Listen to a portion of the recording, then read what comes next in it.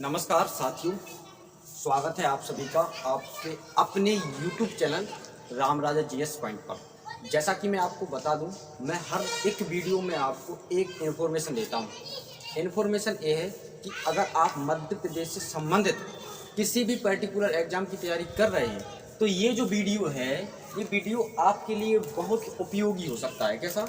बहुत उपयोगी हो सकता है, बहुत यूजफुल, क्योंकि हमारे इस चैनल पर मध्य प्रदेश का हमने बिल्कुल क्रम से अध्ययन कराया है।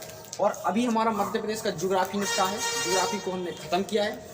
अब हमारा आ गया है मध्य प्रदेश का इतिहास। इतिहास का हम पहला वीडियो अपलोड कर चुके हैं। ध्यान से सुनिए, पहला वीडियो हम अपलोड कर चुके हैं और अभी तक अगर नहीं देखा तो आप हमारे चैनल पर जाके और उसको देख सकते हैं। बेहतरीन तरीके से बताया है, इस तरह से बताया है कि मानो आपको आज से पहले इतिहास कभी पढ़ा ना हो। और ये हमारा दूसरा लेक्चर है। कौन सा? दूसरा, यानी सेकंड लेक्चर है जो हम आपके सामने लाए हैं। इस लेक्चर को देखने के बाद आपको पता चल जाएगा कि हाँ, यहाँ जो इतिहास का कंटेंट है वो वास्तव में बहुत अच्छा मिल रहा है। कैसा? बहुत अच्छा मिल रहा है। अब मैं ये तो नहीं कहता कि मैं अच्छा पढ़ा सकता हूँ, लेकिन जितना अच्छा हो हमसे करने की कोशिश होती है उतना मैं करता हूँ। अगर वीडियो अगर आपको अच्छा लगता है तो ही आप इसको लाइक, शेयर और सब्सक्राइब कीजिए। और अगर अच्छा ना लगता हो तो मैं आपसे एकदम से ज़बरदस्ती या प्रेशराइज नहीं कर रहा हूँ कि आप इस वीडियो को लाइक कीजिए। अगर आपका इससे वीडियो को देखने के बाद 2-4-5% जितना परसेंट आपके लिए लाभदायक है, आप उसका लाभ लीजिए बस। ठीक है, तो हम अपने लेक्चर को स्टार्ट करते हैं, ज़्यादा टाइम का इन्वेस्ट ना करते हुए। जैसा कि हमारा इतिहास का ये भाग 2 है, एमपी का इतिहास का ये भाग 2 है, यानी इससे पहले मैंने भाग 1 अपलोड कर दिया है। इस चैनल पर जाइए, आप देखिए, अच्छे तरीके से मिल जाएगा। अब हम पढ़ने वाले, हमने अभी पूरा पाषाण काल और मध्य पाषाण काल हम पढ़ चुके हैं। क्या? पूरा पाषाण काल और मध्य पाषाण काल को हम बहुत अच्छे से पढ़ चुके हैं। ये पहले वीडियो में हमने समराइज किया है। ये हमारा दूसरा वीडियो है, इसमें हम पढ़ेंगे नव पाषाण काल। क्या? नव पाषाण काल। अब मैं आपसे थोड़ा सा बता दूं, ये जो इतिहास का टाइम पीरियड है, इतिहास जो स्टार्ट का जब टाइम पीरियड होता है तो उसमें हमें बहुत सी चीज़ों को समझना पड़ता। क्या करना पड़ता? बहुत सी चीज़ों को समझना पड़ता। अगर आप उन चीज़ों को समझ लें तो आने वाले जो इतिहास होगा आप उसको अच्छे तरीके से समझ सकेंगे। तो बस यही है कि नवपाषाण काल मतलब इस टाइम पीरियड में जो व्यक्ति था, नवपाषाण काल एक और आता है इसके बाद ताम्रपाषाण काल। तो नवपाषाण काल जो था, इस टाइम पीरियड पे जो व्यक्ति हुआ करता था, उस प्रकार से अगर हम देखें तो इस समय जो व्यक्ति था वो एक प्रकार से पत्थरों का यूज करता था ज़्यादा, है ना। पत्थरों के हथियार बनाता था, नुकीले भी बनाता था, इसके अलावा बिना बैट के हथियार ही बनाता था, है ना। और कुछ बैट के भी बना, मतलब इसके बाद फिर बैट का उपयोग हुआ। तो मतलब इस प्रकार से उसने कहीं ना कहीं प्रतिदिन या प्रति अवसर उसने कहीं ना कहीं अपने जीवन शैली में बदलाव करने की कोशिश की है। तो वही बदलाव का थोड़ा सा आपको डीपली मैं समझाने की कोशिश कर रहा हूँ।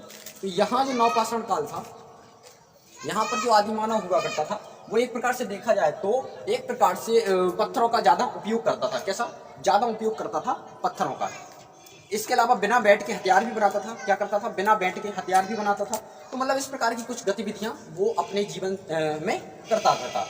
तो इसके अलावा अगर हम बात करें तो क्वेश्चन कहाँ से बनते हैं, इस टॉपिक से क्वेश्चन अगर बनेंगे तो ये नहीं पूछेंगे कौन सा उपयोग करता था, क्या करता था, क्या नहीं करता था। ये बहुत डीपली अगर आप पीएससी वगैरह का एग्जाम देते हैं तो कहीं ना कहीं आपको वहाँ देखने को ऐसे क्वेश्चन मिले।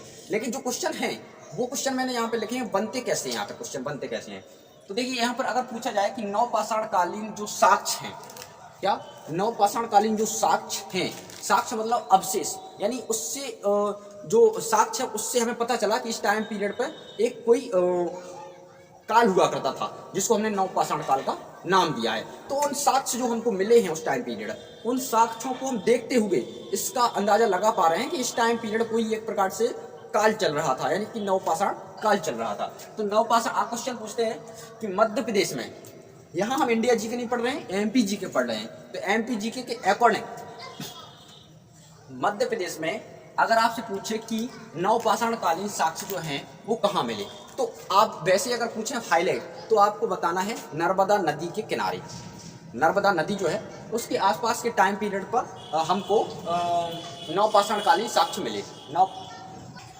इस टाइम पीरियड की हम बात करें तो मध्य प्रदेश में जो नवपाषाण कालीन साक्ष्य है, नवपाषाण कालीन साक्ष्य वो कहाँ पे मिले। तो बेसिकली आप बता दीजिए कि अगर हाईलाइट पूछे तो नर्मदा नदी के किनारे बता दीजिए आप।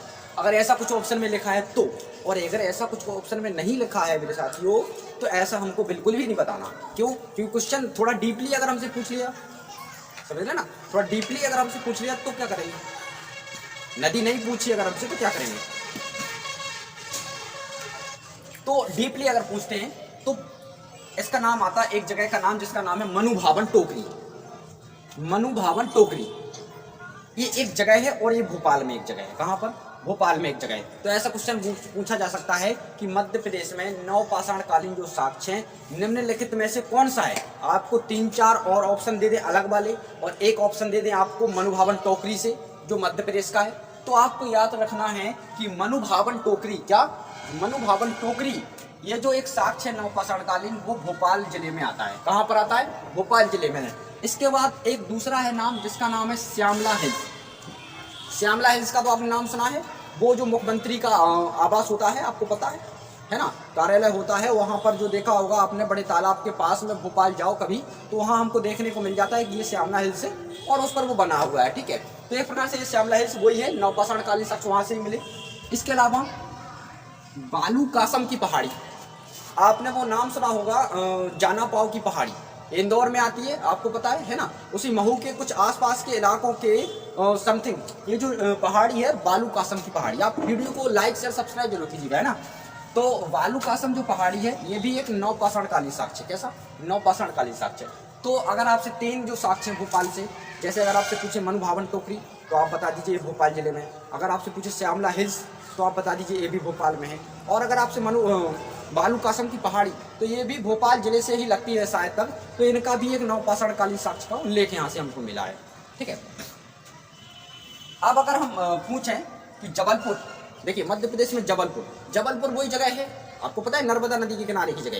कहाँ पर? नर्मदा नदी के किनारे की जगह। यहाँ पर एक स्थान है जिसका नाम भेड़ाघाट, ये तो आपने सुना ही होगा 100%, क्योंकि भेड़ाघाट से धुआंधार जलप्रपात निकलता है। ये तो आपको पता है, भेड़ाघाट जो धुआंधार वाटरफॉल वहाँ पर आपको देखने को मिलता है। तो भेड़ाघाट से क्या मिला? यहाँ भी हमको नवपाषाण कालीन कुछ साक्ष्य मिले। आपने एक और नाम सुना होगा तिलवारा घाट, वही तिलवारा घाट, शायद आपको याद हो अटल बिहारी वाजपेयी का जब निधन हुआ था मध्य प्रदेश में, मतलब देखा जाए तो निधन हुआ था, तो वो जो उनकी अस्थियां हैं, ध्यान रखिए इस चीज के लिए क्वेश्चन पूछा जा सकता है, जो उनकी अस्थियां हैं उन अस्थियों को इस तिलवारा घाट से एक प्रकार से विसर्जन किया गया था। और मध्य प्रदेश में ही नहीं, गंगा नदी में, यमुना नदी में, जगह जगह भारत की तमाम नदियों में अटल बिहारी वाजपेयी की अस्थियों का विसर्जन किया गया था। तो उन्हीं नदियों में से एक है नर्मदा नदी, और उन्हीं घाट में से एक है जिसका नाम है तिलवारा घाट। ध्यान कर लीजिए, कभी भी क्वेश्चन पूछा जा सकता है कि मध्य प्रदेश में अटल बिहारी वाजपेयी की अस्थियों का विसर्जन कौन से घाट से हुआ है, तो वही जगह है तिलवारा घाट, लगा लीजिए यही है। तो यहाँ से भी हमको क्या मिला? नवपाषाण कालीन साक्ष्य। लम्हेरा घाट अगर आपने पढ़ा हो मध्य प्रदेश के इतिहास में, मेरे साथियों पढ़ाओ, बहुत इंपोर्टेंट क्वेश्चन है। वही लम्हेरा घाट आपने सुना हो, यहाँ से डायनासोर के साक्ष्य मिले हमको। क्या मिले? डायनासोर के साक्ष्य। ये क्वेश्चन पूछा जा सकता है कि मध्य प्रदेश में जो डायनासोर के साक्ष्य हैं वो हमको कौन सी जगह से मिले। तो बेसिकली पूछ ले कि नर्मदा नदी किनारे, लेकिन कहाँ से पर्टिकुलर जगह, तो लम्हेरा घाट लगा लीजिए। कहाँ पर? लम्हेरा घाट, ये वही जगह है। एक प्रकार से डायनासोर की जनजाति का नाम मिला था, सॉरी साक्ष्य मिला था, और इसका नाम था, उस जो डायनासोर का जो साक्ष्य मिला था उसका नाम था राजा सोरस। याद रखिए, बहुत इंपॉर्टेंट क्वेश्चन हमने आपको ऐसे फ्री में बता दिया। राजा सोरस का जो उल्लेख मिला है वो एक डायनासोर की प्रजाति का उल्लेख, और यहीं से लम्हेरा घाट से मिलता है। तो इन चीज़ों को आप याद रखिएगा। भेड़ाघाट अगर आपसे पूछे, देखिए भेड़ाघाट में एक 64 योगिनी मंदिर भी आता। क्या आता? 64 योगिनी मंदिर भी आता। अब पूछेंगे आप कि भेड़ाघाट में भी 64 योगिनी मंदिर आता और खजुराहो में भी तो आता। तो हाँ मेरे साथियों, खजुराहो में भी एक 64 योगिनी मंदिर है, और भेड़ाघाट में भी एक 64 योगिनी मंदिर है। इसके अलावा बात करें हम तो ग्वालियर में भी एक 64 योगिनी का मंदिर है। इसके अलावा हम बात करें अगर, तो ग्वालियर हो गया। इसके अलावा एक और जगह आती है शायद मुरैना। हाँ मुरैना मेरे साथी, 4 जगह मध्य प्रदेश में 64 योगिनी के मंदिर हैं। एक तो मुरैना में हो गया, एक भेड़ाघाट में हो गया, इसके अलावा एक तीसरा हो गया, एक खजुराहो वाला हो गया, है ना, और इसके अलावा एक ग्वालियर वाला हो गया। तो आप इन चीज़ों को आप याद रखिएगा, ठीक है। यहाँ से क्वेश्चन कभी भी पूछ सकते हैं। तो यही वो साक्ष्य है जो नवपाषाण कालीन है, और यहाँ से भी क्वेश्चन हमने कितने आपको फ्री में बता दिए। बेसिकली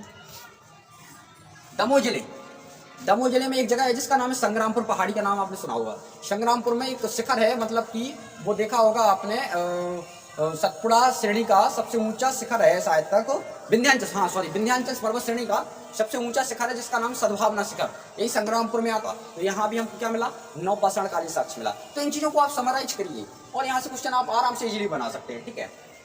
इसके अलावा सीहोर जिले के हथनौरा, देखिए ये सीहोर एक जिला है, आपको पता है, वहाँ के हथनौरा एक जगह है, वहाँ से भी हमको नवपाषाणकालीन साक्ष्य मिले। और क्या मिला, और ये मिला कि सबसे पहले मानव कंकाल के साक्ष्य हमें वहीं से मिले। यानी मध्य प्रदेश में ऐसी सबसे पहली जगह है सीहोर के हथनौरा की, जहाँ पर हमको मानव कंकाल के साक्ष्य मिले। क्या, मानव कंकाल के साक्ष्य मिले, बाकी मध्य प्रदेश में हमको कहीं नहीं मिले। तो इस चीज को आप याद रखिएगा, ठीक है। इसके अलावा